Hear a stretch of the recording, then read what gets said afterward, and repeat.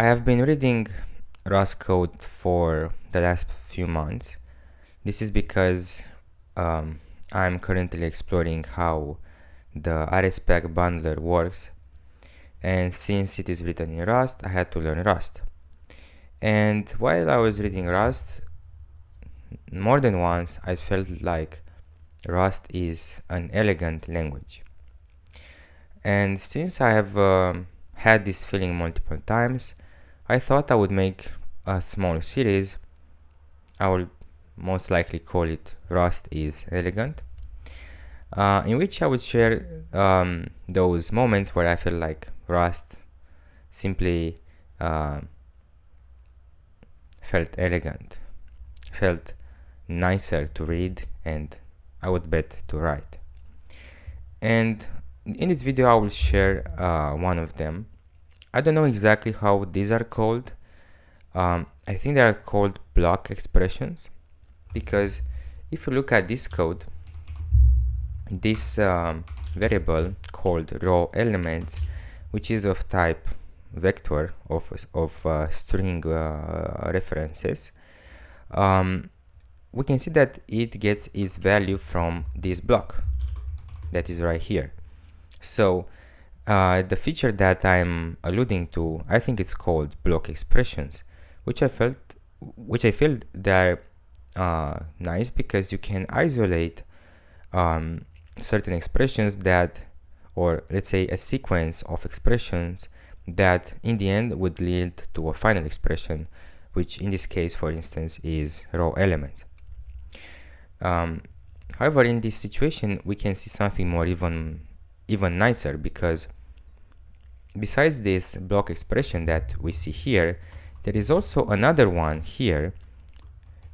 I don't know if you can, I think that's I think it's visible now.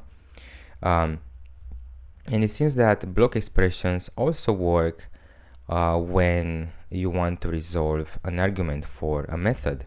As it is now, as you can see, request without match resource, I suppose it is a string, and we can call char indices, which will return an iterator, I think, or something similar to that. But anyway, it has an end method which accepts a usize. But the beautiful thing is that you can get this usize, this number, after evaluating this block expression. And I feel like this feature is quite nice.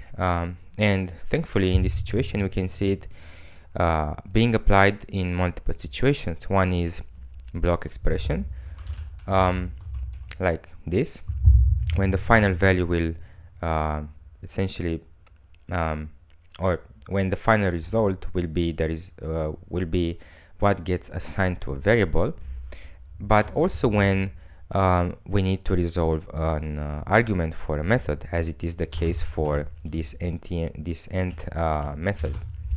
So this would be, I guess, my idea, my moment of Rust is elegant, at least for this first part.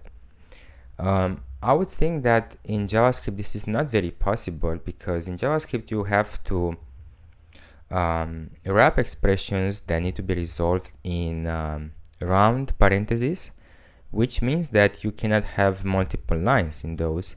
You would have to write the entire sequence of expressions in one line, which can be done by tools that minify or obfuscate your code, but you cannot do it in multiple lines as you can do in Rust.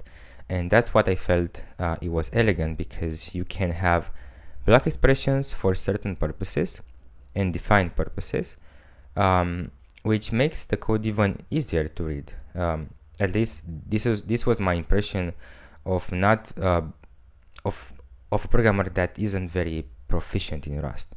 But the final impression after reading just this block of code was that Rust is elegant.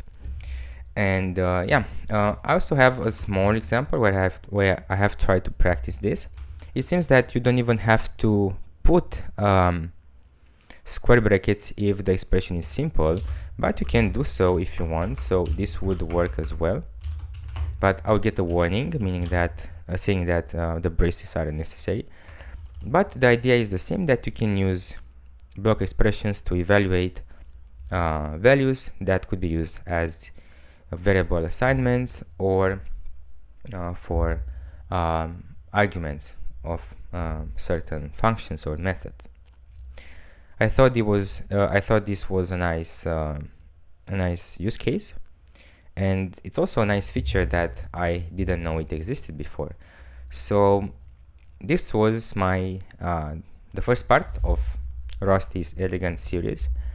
I'm pretty sure that I'll find more as I read through RSpec source code, and I'll see you in the next one. Thank you.